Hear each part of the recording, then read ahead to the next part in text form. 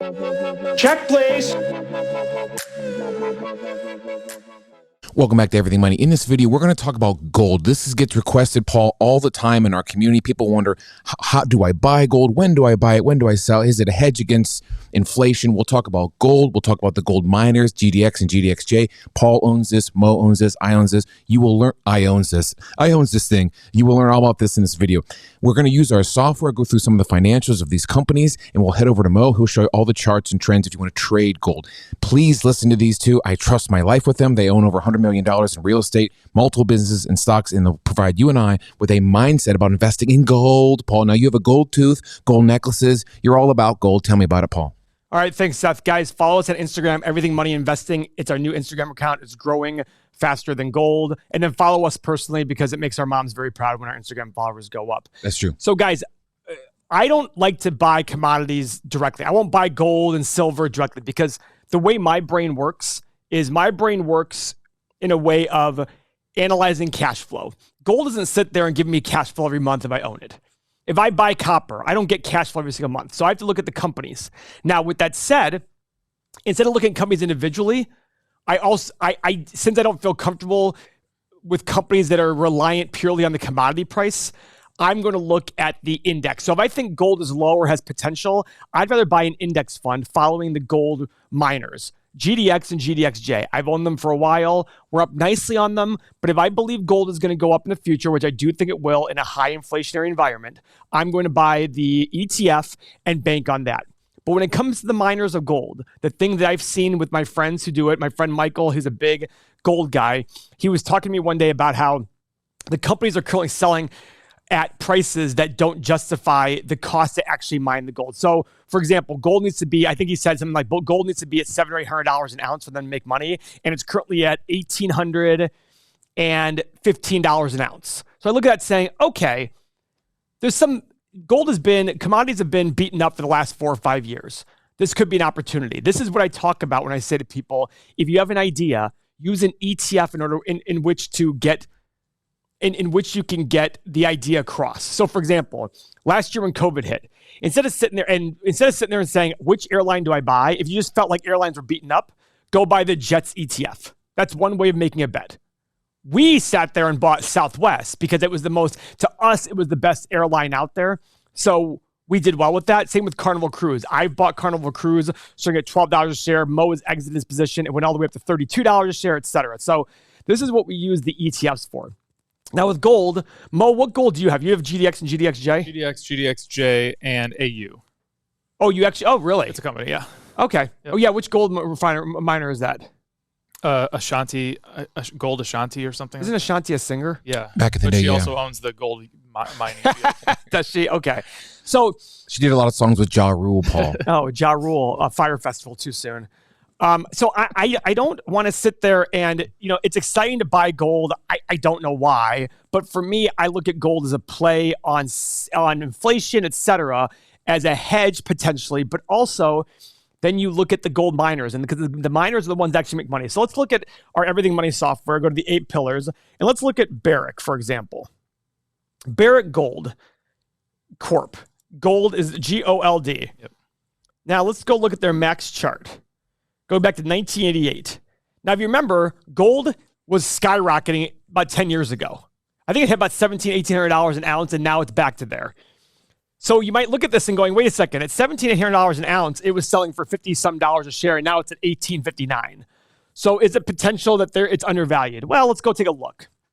Let's go run it through our 8-pillar process. Now, remember, with commodities, the fluctuations in profit and cash flow is going to be huge because where the commodity goes, their profit and revenue is going to go, and we'll see that soon. So first pillar, we want the 5-year PE under 22.5. It's 24, okay? Pillar number 2, we want the 5-year return on invested capital greater than 9%. It's 4.8%. So that's another X. We have 2 X's so far. Does that mean it's bad? No, because if the recent years have been bad for the commodity, it'll be bad for the company as well. Again, you're making a play based on the underlying commodity here. Okay, pillar number 3, we want to see revenue growth over the last 5 years. So we go to the income statement in our software. 5 years ago, they did $8.17 billion. Last year, $11.95. But look, guys, 10 years ago, when gold was high, 14.2 billion in revenue. It fell all the way down to 6.6 last year, and now back up to $12 billion. This is a lot of fluctuation. When it comes to commodity businesses, you need to look at longer-term trends, longer-term revenue, longer-term profit, longer-term cash flow. Because in any given year, their underlying commodity price can... Look at lumber this year. Lumber has gone from... it's quadrupled and then tanked in half and then doubled again. It's insane how much it's gone up. Yep. Pillar number 4, we want to see net income growth over the last 5 years. So we scroll down a little bit. 5 years ago, it did 917 million in profit. Last year, 2 billion. Now, guys, that's a check mark. Look at the last 10 years. Look at these numbers. Negative 700 million, negative 11 billion, negative 3 billion, negative 3 billion. Profit, loss, profit. It's all over the board. All over the board. Just remember that when you're looking at these companies. Don't buy it based on 1 year's performance. Pillar number 5, we want to see shares outstanding staying the same or decreasing. If a company has 10 shares outstanding, you own 1 share. You own 10% of the business. If they buy back 2 shares, you now own 8 shares. Now you own 1 share out of 8, which is 12.5% of the business. So just by you sitting there and being patient, they've made you a larger owner of the business. So we want to see that happening. 1.17 billion shares to 1.78 billion. I don't even know what's going on here. It is a massive X. It's terrible. Okay, keep going. Balance sheet. Guys, the next thing we're going to do is look at their debt. Debt to a company is just like debt to a person. The more debt you have, the more likely you're going to have financial troubles, especially if there's a recession or your commodity price falls. Especially for a company like this, where the underlying commodity drives your profit, you need to have reasonable levels of debt. So what do? We go back to our main page. We look at the 5-year average free cash flow of 1.3 billion. We multiply it by 5. That is equivalent to, $6.5 billion. We want their total long-term liabilities under 6.5 billion. So we go to the balance sheet. We scroll all the way to the bottom. Their total liabilities are $12.56 billion. So to me, I'm immediately like, whoa. That's a lot of debt for a company that relies on a very volatile underlying commodity price in order to make money. So immediately I look at that, probably going, I'm probably out. For my, there's 10,000 companies out there. I'll find a better option for 20, or I'll just go to GDX and GDXJ. So pillars 7 and 8 have to do with free cash flow. We go to the cash flow statement. Remember, guys, free cash flow is cash from operations, less your capital expenditures. There are 5 things you can do with free cash flow. You can buy back shares, pay dividends, pay down debt, make acquisitions, and reinvest back in yourself.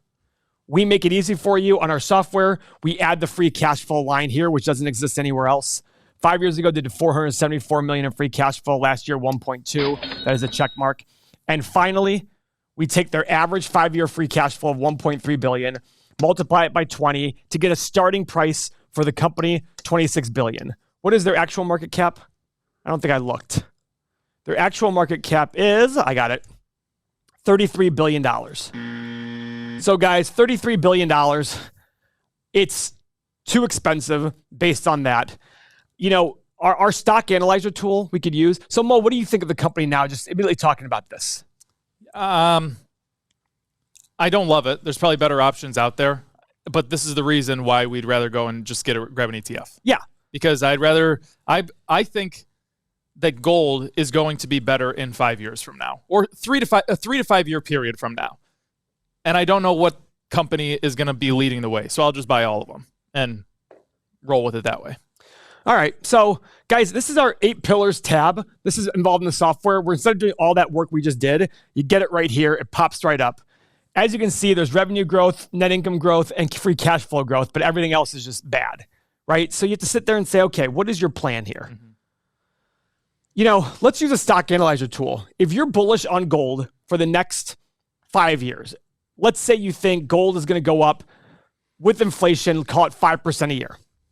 You're going to want to sit here and use your stock analyzer tool to assume that revenue growth over the next 5 years and maybe a few percentage more for them getting more miners, but output, it gets more sexy. I don't know what the reason is, but let's go run the stock analyzer tool because every investment is the present value of all future cash flow. And the stock analyzer tool allows you to make your assumptions about the future since we don't know the future, and it'll tell you what to pay for the stock today. So you're getting sexier with age, Paul. You know that. I think so, actually. Mm-hmm. You and your new spouse. Yeah. So 5-year analysis. Let's do revenue growth of 3, 6, and 9%. Let's do profit margin of, look at that. By the way, look at the profit margin. Wow, that's got a big write-off. Let's say 12, 15, and 18%. Free cash flow margin of 10, 13, and 16%. And let's do 13, 15, 17 multiples for free cash flow and earnings. And of course, guys, we always do a 12.5% return because you can buy an ETF and make 9 or 10%. So if you really want to make money, if you want to buy an individual stock, give yourself a reason to get a better return and allow yourself some margin of safety. So making these assumptions, you hit the analyze button. And basically, it takes the highest level. The lowest is about $10 a share. The highest is where it's at, right? Where it's a little bit above where it's at right now, low 20s. So am I in love with this? No. To me, it's not an obvious screaming deal. I look at it saying, okay, I'm going to wait. That's for me.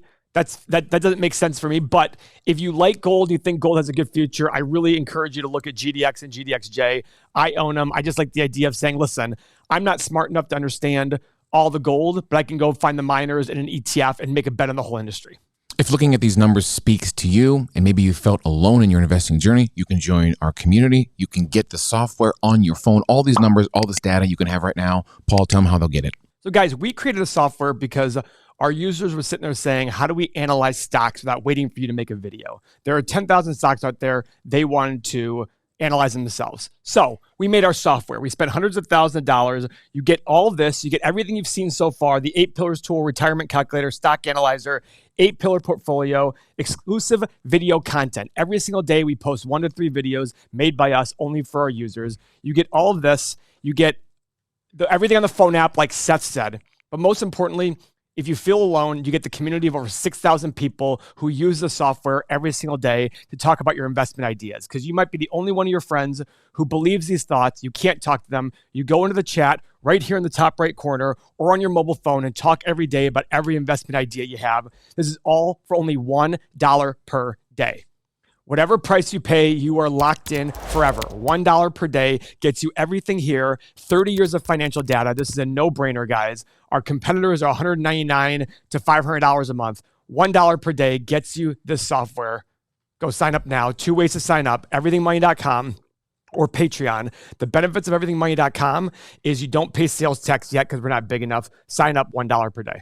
And if you're looking to trade gold, Mo, people aren't. What's going on with gold? It's not volatile enough. Like the GDXJ, you're not trading. Tell me about it. If you're looking to trade, join Mo in the Bitnest Nation. He'll guide us right now. So I like gold during volatile times. So this is GOLD. I'm going to pull up UUP, which is the dollar, and you can correlate dollar. So going to Paul's conversation earlier, there is a strong correlation between the dollar and gold. And with everything that we're seeing with inflation going on right now, the dollar I think is being held up by its comparison to foreign currencies. So eventually this dollar is going to fall and gold's going to go up. Let's look at this. This was gold back in March 19th. This was the low. And look exactly what it did.